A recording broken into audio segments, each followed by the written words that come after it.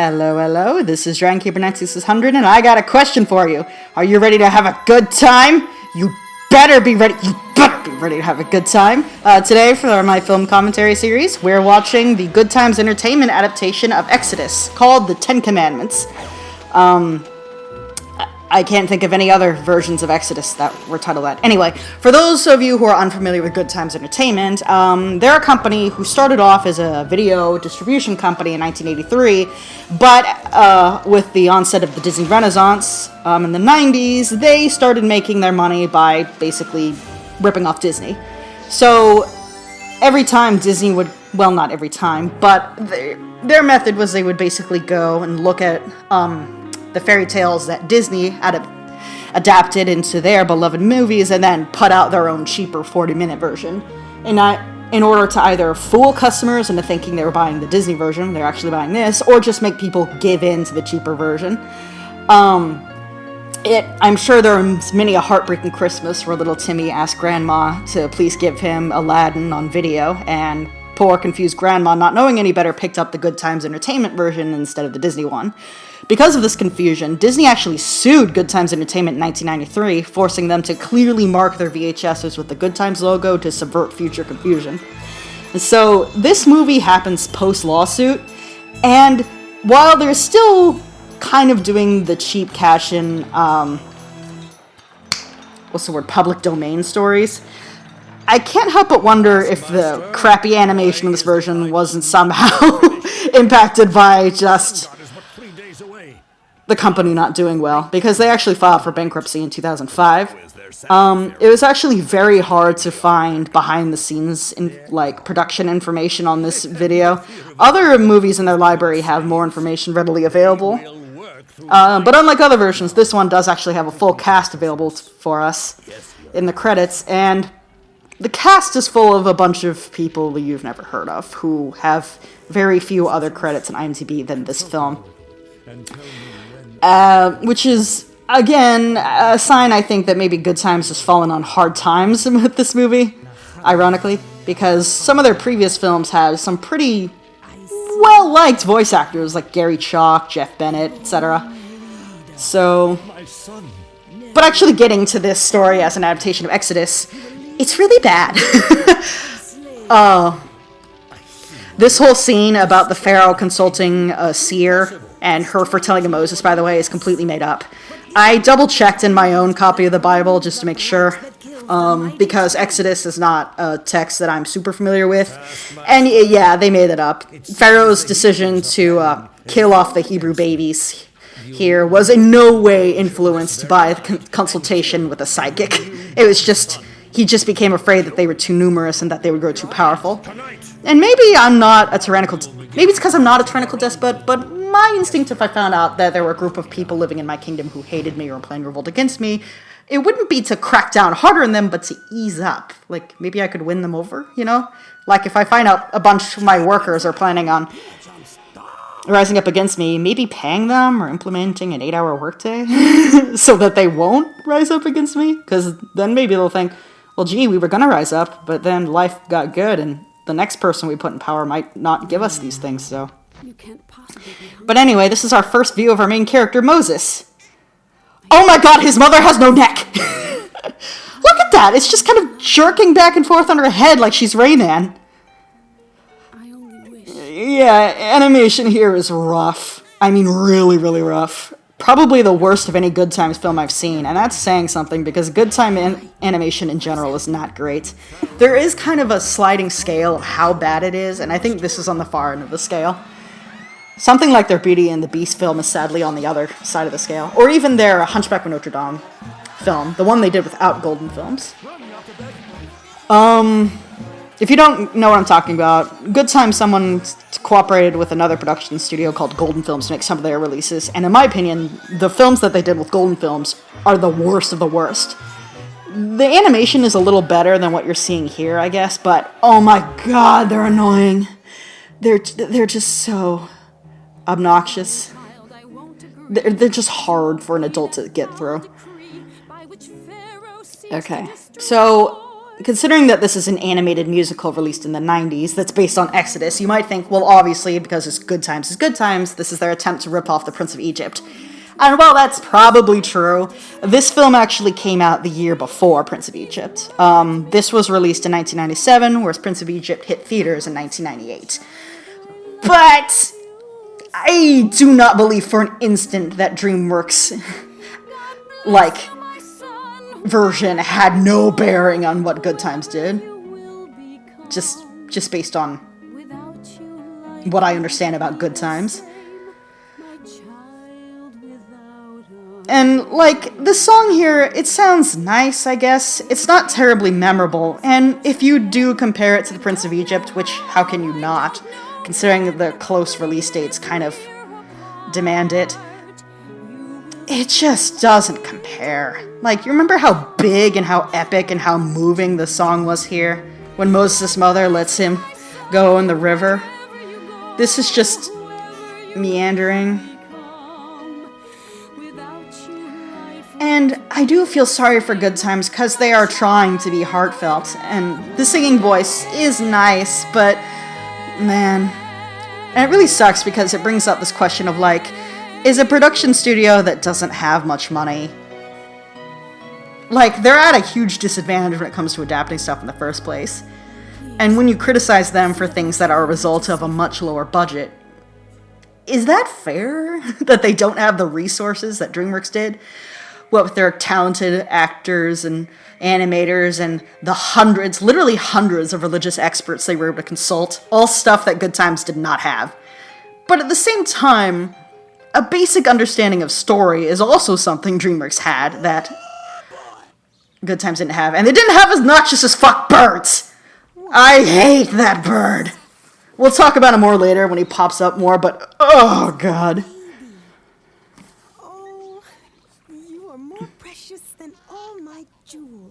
She sets him into her headdress. Beautiful!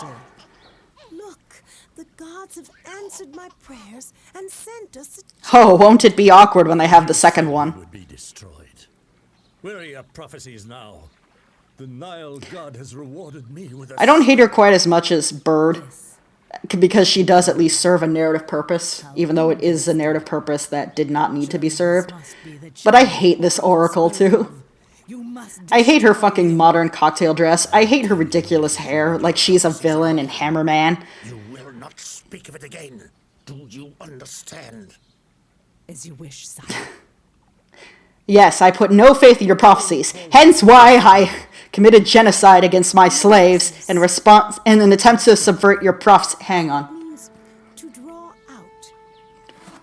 Props to this version for at least explaining the etymology behind Moses' name. So this version makes the same choice as the DreamWorks version in having Pharaoh's wife adopt Moses, when in the Bible, and I believe in Cecil B. DeMille's Prince of Egypt, or Ten Commandments, sorry, it was actually Pharaoh's daughter that adopted him. This also follows... Wait, listen to this voice acting here. Yesterday, Pharaoh's wife found a baby in a basket upon the Nile. That just sounds like some temp. Like, a lot of these people are actors, albeit not very well known or good actors, but I don't know who this actress is, but she's just saying words. Like, they just brought in some lady and they're like, here, put down that stapler and say these things. Ah! Sorry, the first time I saw that transition, I thought that they were actually boiling his mother alive. It's a good thing that's not confusing. He seems anxious for your crown, Pharaoh. Will you go away? Who are you? Are you my mother? Are you like an advisor? Who are you? Most precious child. So again, like the DreamWorks version, this one has Moses and the future Pharaoh, who they also call Ramses, grow up as brothers. However, they don't really seem to get what... Unlike DreamWorks, they don't seem to get like the story possibilities that come across from this. Prince of Egypt works not only as a big epic movie, but also as a very moving personal story between these two brothers. Because the brothers love each other, the story and the way that this conflict tears them apart is more heart-wrenching. This, however, follows more of the Cecil B. DeMille route of having Ramses just be a bad seed from the start, which means that any love or closeness that could come from their conflict is basically just flushed down the toilet. But even Cecil B. DeMille as Ramses, like, the actor made an attempt to have him, like, be a three-dimensional character. He was antagonistic with Moses from the start, but even so, you got the feeling that he was a complex, nuanced person. Not this guy. Look at him just gloating how he could kill his brother if he wanted. It's so like Saturday morning cartoon. Except most Saturday morning cartoons are animated better than this. It's only a matter of time. Father is ill, and he will soon choose me as his successor. Based on what exactly? The law has decided this battle for us. The eldest son becomes... Second born, second place! Na na na na! As you might have guessed, I'm a pretty big fan of the Prince of Egypt, so which makes it a bit harder to get through this version. I'm trying to be lenient on it because, you know, I know they're working with a lower budget, and there is kind of an inequality that comes to just how much money you have. But the bird reminds me why I hate this movie. Listen to that voice, it's horrendous. Okay, so GoodTimes and Golden Films will often add animal or non-human sidekicks, as in, like, inanimate objects with faces, as part of their cast, to act as comic relief in their films. Now, I get why they did this, because Disney does this a lot. You got Sebastian, the Little Mermaid, you got the monkey in Aladdin, you got the entire staff of the castle in Beauty and the Beast. But, oh my god, your eyes! Apparently the Pharaoh is dying of jaundice. So, but Golden Films and GoodTimes don't have the skill to make these characters likable like Disney does. And furthermore, they don't get that, one, these characters need to have some kind of impact on the story. Two, a lot of the times, these side characters will have their own arc within the story. I always hold that Sebastian the Little Mermaid is the most developed character in the movie. He has the biggest arc. He has the most character development, going from being this toady of the king who doesn't even like teenagers to someone who's actually fully invested in helping Ariel achieve her dream, and conquering his own fears at the same time. Mushu from Mulan also goes through an arc where he stops thinking about himself and starts devoting himself more to supporting Mulan more genuinely and recognizing her as a real hero. Open my present. In Golden Films and in this movie, the animal sidekick is just this peanut gallery of assholes that just commentate in the most inane way on the action without really having any say in it. Aside from subverting the soldiers at the beginning, which is the one likable thing the bird did, the bird does nothing through the rest of the film, except chatter in that horrid voice. Come, let me give you my present. Who would want an asshole commentating through an animated movie? Nobody asked for that. They have never kept secrets from me before.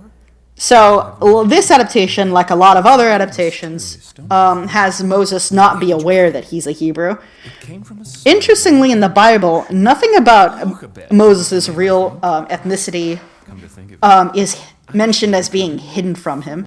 He just kind of grows up, and it seems like he already knows that he's a Hebrew, which means that they were actually very honest with him that he's adopted, which means, again, because the one who adopted him was the daughter of the Pharaoh and not Pharaoh himself. Unlike in most versions, unlike in this version and the Prince of Egypt, he was probably never seriously in the running for inheriting the throne.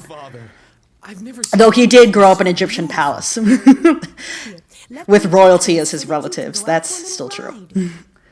Yes, a ride. That's an excellent idea. A ride! I've heard of those. You did well, Ramses. Stop draping your claws over me. Who are you? Pharaoh. I'll be back soon. I don't speak English because I'm a horse and Egyptian, so I'm just going to wander off by myself. Excuse me. And by disguise, I mean I'm just going to... I am in need of a cloak. I'd be willing to trade this sword for yours. I like the subversion of expectations there. He approaches this guy, saying he needs a disguise and draws his sword, only to offer the sword to him in exchange for his cloak. It doesn't really lead to anything, but it's a nice subversion of expectations to show that he's humble and he's not willing to use his power to get what he wants. I am but a weary traveler, new to this land. I seek shelter in exchange for a single rose. We don't have much, but we cannot. So one thing I've noticed in a lot of bad movies, not just bad animated movies, is that if a movie has a time skip, the kids will age, but not the adults. And this is my husband, Amram. Jochebed and Amram here haven't aged a day since they dropped off Moses in the river as a baby. Meanwhile, Keep your idols. Moses and Ramses has shot up to adulthood, and they now look like they're the same age as him. By the way, did I mention that Moses is an only child in this version? And if you're at all familiar with the story of Exodus, this is the point where you should be standing up in your chair and shouting, "Bullshit!" He's neither. And both. Yeah, Aaron, Miriam, not even mentioned once. Where is This your is especially ironic because in the original text, Aaron was the one actually talking to Pharaoh. Moses had a stutter or some kind of speech impediment. So there was kind of this chain of communication that would happen. Moses was the actual prophet who would hear God's words. Then he would convey to Aaron what to say. And then Aaron would address Pharaoh. We have all we need. Like, Moses told me to tell you. And faith that God someday There are two things that are funny about this. One, in The Prince of Egypt, Aaron is present, but he's played by Jeff Goldblum, an actor who's famous for his stutter. So that's funny. Two, the only version I've actually seen, that I've seen personally, that keeps in the Aaron is the one speaking to Pharaoh element, is the VeggieTales one, proving that VeggieTales is next level when it comes to Bible adaptations. Seriously, if you get ExpressVPN, you might be able to watch my Jonah Even if you don't watch my video, if you're at all interested in biblical films, you should seek out VeggieTales' version of Jonah, because it really is good. And although my heart aches It's one of my favorite childhood movies. upon the water, I thank you for guiding him to the house. So it's weird, especially weird in this version, God bless Moses. that Moses doesn't know that he's a Hebrew, because that seems to be common knowledge among the Hebrews themselves. So they can't keep that secret from the slaves, but they can keep it secret from him. Like, did everybody know except me? Oh, this music score is So, that was the secret my parents kept from me. You're adopted. I have never prayed to a God I could not see before. You know, I'm not sure this whole thing about... If you do exist, please. I don't think the Egyptians literally believed the images made of their gods were actually their gods. From what I understand, Egyptian culture did put a lot of power, invest a lot in the power of the image, but I don't think they believe that the representation was the real thing. At least not when it came to gods. I think they knew that a statue was a statue. It was a medium for the god. Maybe I'm wrong about that? I don't know. Egyptian history is also not a thing I'm an expert on. Even though it's really jankily animated, I do kind of like the idea of the scene, even though visually and musically it isn't very well realized, of Moses actually seeing a vision of his ancestors.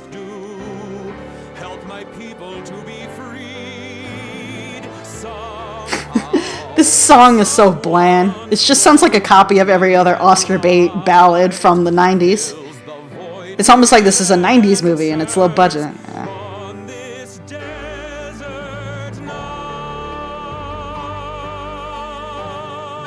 There are literally tons of songs that sound exactly like that one. Will you remember that song 5 minutes from now? Of course you won't. Say work faster? I mean work faster. But Taskmaster, I'm in the middle of town. There's no work around to do. You seem a touch confused. How dare you? Moses. That's your highness to you. Now die. He cracks his neck. thank you for saving my life. It is I who should thank you for saving mine. I know that you are my father. But how did you know? Everybody else knew except me. I'm honestly, like, I would have figured it out at some point, Dad. Hebrew. Just And I worship the Lord, the God of heaven who made the sea and the dry... Wait, that's not my line. Moses, you know the truth, and soon everyone else will. Everyone else already knows the truth. Literally, Jochebed heard it secondhand from another Hebrew woman who works nowhere near the palace that Moses was... Is that you? Yes, Father. How's your jaundice? I have heard disturbing news. Is it true that you spared a slave from the taskmaster? So in this version, Moses is only in trouble for interfering with the guy's punishment, whereas in the Prince of Egypt and the Ten Commandments and the original text, Moses actually killed the guy who was abusing the slaves. So, like, I do not think it weak to show it kind mercy, of Father. takes the teeth out of Moses' dressing down here that he didn't actually kill the guy. Is there something special about him, Moses? It's like, if you're afraid to have Moses kill a man, maybe you shouldn't be adapting Exodus. If you're afraid of... Idle gossip. I must hear the DreamWorks had the balls to have him kill a man. Oh God, please close your eyes. You are a gift from the Nile god, I tell you. That's another thing. Moses knew that he was given to his parents by the Nile god, and yet he never put two and two together and figured, wait a minute. I can still name you, Pharaoh. You only have to make an offering to the god of prosperity. They're very vague with the Egyptian mythology in this movie. The god of the sun, the god of prosperity, the god of the river. four idols, Father. Can we name any of these gods, please? Not enough to question me. Now you must show disrespect to our gods. I mean no disrespect, Father. He says as he disrespects their religion. The God of my people, the Hebrew God. This changes everything, Moses. I mean, in light of that, who else could he choose but Ramses to be the throne? To inherit the throne. I have but one breath left. And, I must... you know, I know that you're not supposed to feel sorry for the Pharaoh, but considering he's all weak and frail in bed here, maybe you are, which is weird for a guy who committed genocide against babies. But imagine that you adopt a kid, and you take sick. And on your deathbed, you hear your adoptive son, who you've always raised with loving care, renounce you, your religion, your culture, and everything you believe in, and declare that he is a child of a different ethnicity. I don't know. Maybe it's because I've read all these stories on Reddit about adoptive children who found their birth parents and totally turned their backs on their adoptive parents, but something about that. I don't know. You remember how in The Prince of Egypt, when the Pharaoh's attempts to reassure Moses after he finds out his real heritage about the cruel things the royal family has done to the Hebrews, how his attempts to comfort him came across as creepy and only showed the huge disconnect between Pharaoh and Moses when it came to the Hebrews? Like Patrick Stewart Pharaoh comforting Moses about the deaths of babies by saying, "Oh, Moses, they were only slaves." Like, that's the way you humanize it without confusing the emotional core of the story, is that the Hebrews are being treated cruelly by the Egyptians, and they need justice. They need a miracle. But this, Moses just comes across as callow and kind of mean. Did he even find out about the genocide of the babies? He said, "You saved my life," which would seem to indicate so, but... Again, remember Prince of Egypt, where he had that whole disturbing dream sequence where he sees babies being thrown to the crocodiles? And women, Hebrew women having their hair pulled to the ground as their infants are ripped from their arm? Yeah, no, none of that. I get that they're, like, that they're handicapped by a lower budget. But, like, Clerks had a low budget. There are lots of movies that had low budget and still managed to have strong stories. It's just very uninspired. And you can see how uninspired it is and how they're just going through the motions with this transition that comes up. So Moses, like in most versions, gets exiled from Egypt and wanders the desert until he is abruptly not in the desert anymore. Weird. And then you're expecting the scene where he rescues Zipporah and her sisters from the sheep. Well, nope! Immediate skip ahead to him already being married with Zipporah and their son being a kid. Tell me again how you met Father? That is just incredibly jarring. We don't actually see that, we just fades years later where he's already married with a kid and a flock. After he left Egypt. It's a really exciting story that we're not going to tell you. Unbelievable. There's culture, there's excitement, and what a skyline! I I think Gershom has heard enough for one day. By the way, that one line is the only indication in this movie that the humans can understand what the bird says. A strange place. I'd rather stay here and be a shepherd. So if you're listening to that kid and wondering, oh my god, whose kid is that? Please get them all away from the mic. Well, I did a little research because I was curious. It turns out the kid who voiced Gershom here is named Lexine Bondak, I think. She was a child actor, or maybe not really an actor. Maybe just professional child would be a better term. Aside from this, she also did voice acting in White Fang, GoodTimes version of White Fang, which came out the same year this movie did, and had the same director this movie did. Lexine delivers the exact same performance in White Fang, unshockingly. But the other thing that she's most well known for is that she's a background kid in a lot of different episodes of Sesame Street. So yes, this kid does have an article on the Sesame Street wiki, where she's just credited as herself because you're a Sesame Street kid. You just use your own name and you're just in front of the camera being cute and relatable. I don't think she's acting anymore, but her article on the Sesame Street wiki does include a photo of what she looks like as an adult, and she looks like she's doing well, just based on that photo. And I'm happy for her. I don't think show business suited her. Did you hear that really unimpressive God voice, by the way? The guy who voices God here, I don't remember his name, but I looked up his credits on IMDb. He only has like 2 other roles aside from God and the Ten Commandments, and they're both like educational animated shorts for children. So What do you want of me? he was just picked because there was no one else they could get, probably. Oh no, do not have the bush move. That just looks silly. Remember how awe-inspiring this moment was in The Prince of Egypt? Remember how low-key terrifying it was in the Cecil B. DeMille's Ten Commandments? It's just some guy talking to a mic with reverb. Lord? I am nothing. You know how much the Prince of Egypt anguished over finding a good God voice? How they tried all these different tricks and all these different mixings, where they tried like having 3 actors talk at once to give the idea of the Trinity, and they like tried like a bunch of different voices. No, you just need some mediocre sounding guy whose voice is kind of deep to talk into a mic and put some reverb over it and have him talk a little slowly, and you're done!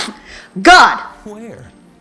Totally awe-inspiring. Their forefathers, a land flowing with milk and honey. If I return to Egypt, Ramses will kill me before I have a chance to free the Hebrews. He may try, but he will not succeed.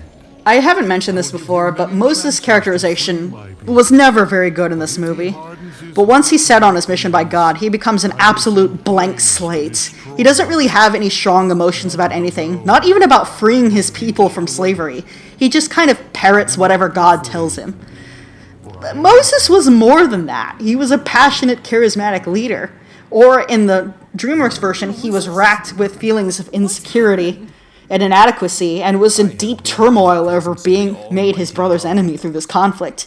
Here, he's just... he's this total charisma-free plank. And I was talking over the scene earlier, I was talking to Zipporah, and lamenting that he gave up the throne to run away and be a shepherd, and how he wishes that he could have some purpose in life, and all I could think was, you dickhole! Is this not good enough for you? You ran into the desert with no hope of survival. You're married to a beautiful, and very whitewashed, by the way, woman. You live in this green pasture. You've been blessed in every conceivable way, but it's not good enough for you? Sing for me or I will pluck out your feathers. Oh, and when he says like, oh God, he's finally given me my purpose. It's like, way to make the slavery of your people about you. Come, young warrior. Your real presence. Not a fan of Moses in this. You think this film is too bland to arouse strong emotions in a viewer, but there's stupid me who gets mad at 90s cartoons that nobody remembers. Someday, everything you see shall be yours. Everything the light touches is our kingdom. Just kidding, the kingdom is a lot bigger than from what you can see in this balcony. We are Egypt. So believe it or not, this is the 3rd and final song in this movie, where Ramses sings to his son about how awesome being king is. 1, this is the most inconsequential song in the movie. 2, I hate that it's the catchiest song in the movie. This is the one that gets stuck in your head more readily than the previous 2. And I hate that. The hell of it is, the previous two songs made sense narratively. They weren't good, but the places where they were, it makes sense that you have a song there. The scene where Jochebed lets Moses loose in the river. Makes sense, just DreamWorks had a song there. The scene where Moses discovers that he's actually a Hebrew. Same thing, DreamWorks had a song there too. Ramses singing about how great being king is. What? This part is especially weird. Where he sings about a queen being one of the perks of being king. In other words, look at how sexy your mother is! Look! One day you'll have a piece like that! I also missed the line earlier that I think is kind of funny where he says, life is never a bore, and if it is, you start a war. Kind of funny. I don't know. The only way this song could work is if, one, this wasn't the last song in the movie, and there were more songs. Two, there was a callback to it with Ares dies. Because if you know the story, you know 10th Plague, bratty prince kid here whose head is way too big, is not long for this world. So if there was some kind of callback to this moment and all the promises that he would have as a future king and how they're all dashed by his death, maybe you would have something there, but there is no callback to it when he dies. So no, that just happened. Bring him to me, and I will finish what I should have finished years ago. Again, when you remember Moses' homecoming back to Egypt and the Prince of Egypt, this version can only thud, since he's immediately angry and scornful, whereas in the Prince of Egypt, Ramesses was overjoyed to see Moses. He was so happy. It only makes it more heartrending where Moses reveals why he's there, and how reconciliation isn't possible. I have returned in the name of the God of Israel to give you a message. A message? From the god For the old city! What message? What other callbacks to VeggieTales can I do? My people go. Ah, you grew. A message? From the god of Israel? This is the reason you've come back after so many years? Look at his staff just standing up with no support. This would be the Ooh, that's my magic trick, Moses. I can make the staff show up. Can you show him? Stand up, straight. I can. Stick. Father! Do not be afraid, my son. It is nothing but a magic trick, and I will... That's a cobra. So, the one purpose that the sorceress has is that she's the one who turns her own staff into snakes that get eaten by Moses' snake. The metaphor here is very clear. What is your answer, Ramses? But you know, you could have her be that without having her derail the story with her prophecy. I will double their workload. They will make twice as many bricks by sundown, or endure pain beyond their worst nightmare. God will answer. Unlike in the DreamWorks version, where there's like a backlash against Moses for making the slaves' lives worse after confronting Pharaoh, Moses is totally unfazed. He's totally unfazed by everything in this movie. Like I said, very bland, very charisma-free, very unmoved by anything. Behold, the worst laughing animation ever! Oh god, we're twitching! What's happening? We're winking out of existence! Ah! This is agony! Plagues. Very jittery Egyptians. Anything more ridiculous. Your Highness, the Nile, it's turning to... Wah wah. No wonder, no build-up, it just kind of happens. Moses. Plagues. Yep. Oh, Moses, your God will have to work harder than that. There's no water! Oh. Did you just drink the blood? Metal as fuck, dude. This motherfucker is like, no water? I don't care, I'll just drink blood. What do you think of that shit? Frog's legs?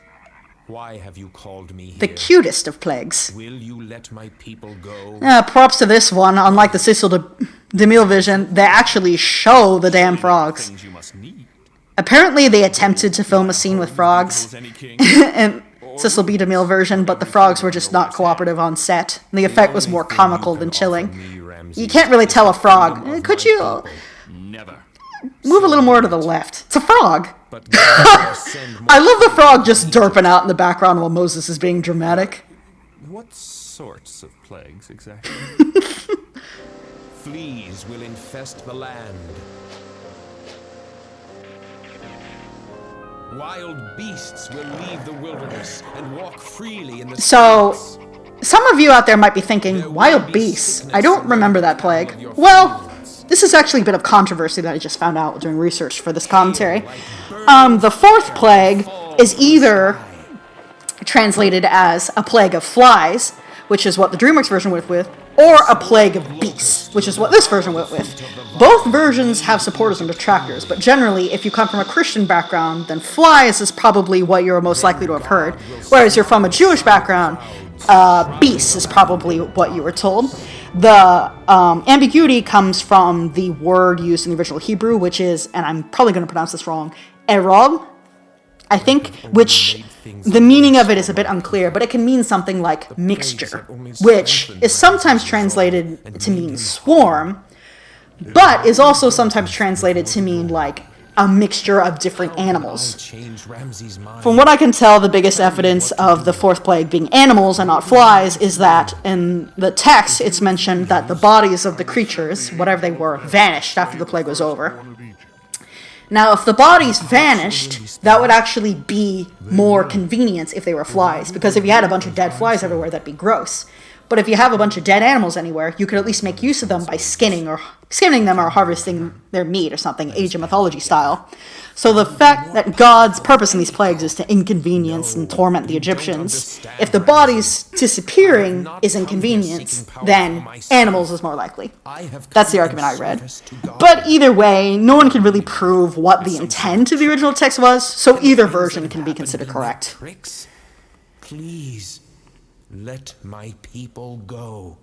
Let my people go. I bested you in swordplay once, Moses. Engaging prophecy protocol.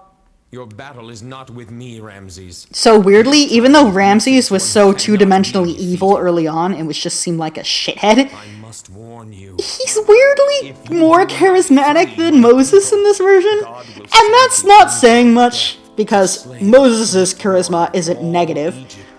And Ramses is not great either. But there does seem to be something kind of in the way of...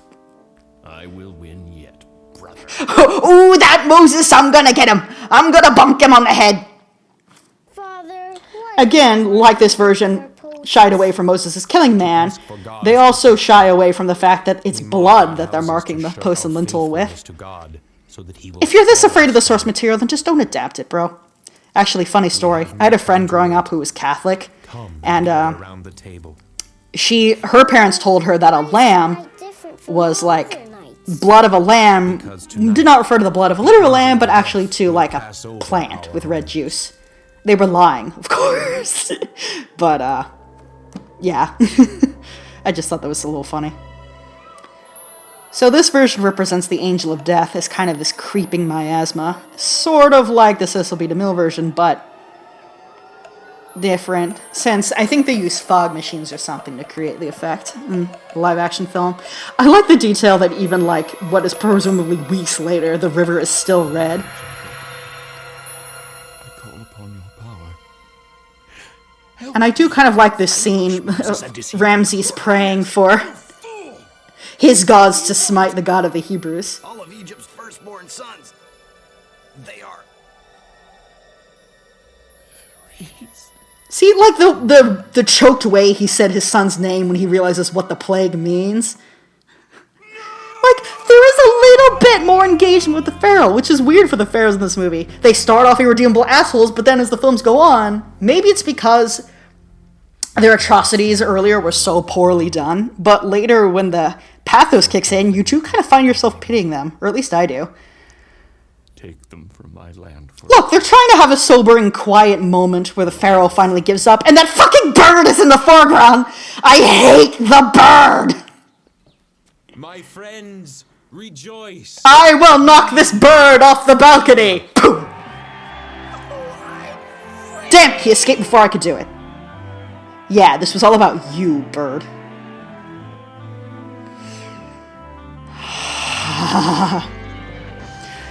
Ashira Nakanani. Forget it. Oh, wow, is that bad? You know, maybe animation isn't really your thing, GoodTimes. Maybe picture books? He has Give you more brought us time this to work far. on each image. He will not Oh, but you fail still us can't now. write, though. Oh, go away! Free your slaves. There's no water! My son is dead! There are frogs! Our cattle lay sick or dying. Our trees yield no fruit. Their God destroyed my entire kingdom and all that was worth living for. There is still some. So, in some ways, this advisor lady kind of fills the same function as Nefertiti in the Ten Commandments version by Cecil B. DeMille, as she's like whispering in Pharaoh's ear, urging him to harden his heart and seek revenge on Moses. But Nefertiti was like a really nuanced and engaging character, and she's not. And unlike Nefertiti, there is no comeuppance. After we cut away from her in this bit, we never cut back to her. So her urging Pharaoh to seek vengeance, or the earlier scenes where she reveals that Moses adopted or conspires with Ramses to give the throne, or motivates the Pharaoh to commit the genocide against the babies, she faces comeuppance for none of that. We never cut back to her. So dumb! Look at that, even the parting of the Red Sea is lame. Wow, guys, really breathtaking. Go forth, children of Israel. Engaging sea parting protocol. Running Red Sea parting.exe. They're trying to cross, but that trade ship that blocked the Suez Canal was in the way. It parts for the Hebrews to If it parts for them, it shall stay parted for us. Yes, because, you know, none of the terrible things that afflicted you were spared of the Hebrews as well. By the way, not that it's shown here, but the biblical text does explicitly say that none of the plagues that affected the Egyptians hit the Israels. So, yeah, him thinking that now the Egyptians and Hebrews would get equal treatment when they haven't since Moses came back is stupid. Yep. That's done. Bye-bye, Pharaoh. Come. We have a long journey. No reaction from Moses. Remember how Moses looked back and whispered his brother's name after he died and how it was heart-wrenching? Here he's like, let smite my enemies, and then he dies. Like, you soulless monster! Don't you care? Yeah, like... the Hebrew people were in slavery and the Egyptians treated them cruelly, and that had to stop. And you could argue that it was justified, but at the very least, Moses in the good versions had the capacity to feel compassion for Egyptians. Like in the Cecil B. DeMille version, where Moses lets his adoptive mother, an Egyptian princess, and the retinue of Nubian guards that were with her seek shelter in his home during the 9th of the 10th plague, even though the other Hebrews didn't want him to. Or the scene in The Prince of Egypt where Moses collapses against the wall sobbing after the 10th plague hits because he's crushed that his own nephew had to die for his people to be free. Moses is just like, beep boop, devout, free Hebrews. With wealth, but instead of silver and gold, My directive has been fulfilled.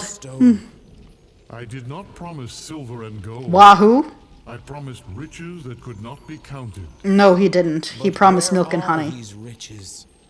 I shall make them for you out of these very stones the people find so worthless. He makes him a bunch of amiibos. Look, it's Squirtle. You like Squirtle, right? Made up text. I'm pretty sure I saw a Chinese character in there.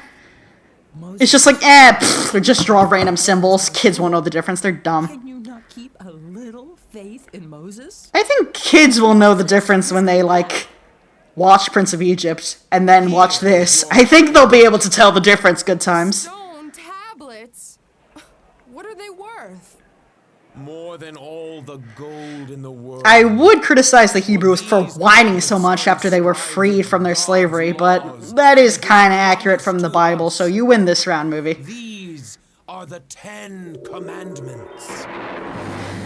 Thou shalt have no other gods before me. Let us all react oddly to the reading of the commandments by moving and jerking around in a way that no one ever does. Can we talk about the epic beard on that guy in the back? honor thy father and mother. By renouncing your religion to them on their deathbed. Bear false. I guess adoptive parents don't count. Thou shalt not steal. Thou shalt not. I like that the bird looks horrified when he says, "Thou shalt not steal and thou shalt not kill." The bird's like, "Crap, they're onto me! Thou shalt not. They know about the heist! I was the one who killed the taskmaster in this version! I killed him after Moses left!" And keep them holy. And unlike in the Bible version, the Hebrews are immediately satisfied with that. To you and to your children. Behold, thousands of years from now, American lawmakers will argue for putting them in public buildings where they really don't belong. Amen. So, that was GoodTimes' version of the Ten Commandments. It sucked. I actually found myself getting more passionately angry about it while rewatching it than I thought I would. Even the credits and both opening and closing seem very half-assed. Again, I don't know if the production of this, the cheap-assness was due to just a lower budget, or if they were rushing it out to get it out before the DreamWorks version, or if GoodTimes had just kind of given up. Maybe it was the fault of this particular crew of this particular movie. As I mentioned before, the director of this film also directed GoodTimes' version of White Fang, and that wasn't very good either, but I feel like it wasn't quite this shitty, but maybe I'm wrong about that. Anyway, there are tons of way better Bible movies you could watch out there. If you're interested, seek them out. If not, I hope you enjoyed watching this crappy one with me. This is DragonKeeper 96600, signing off.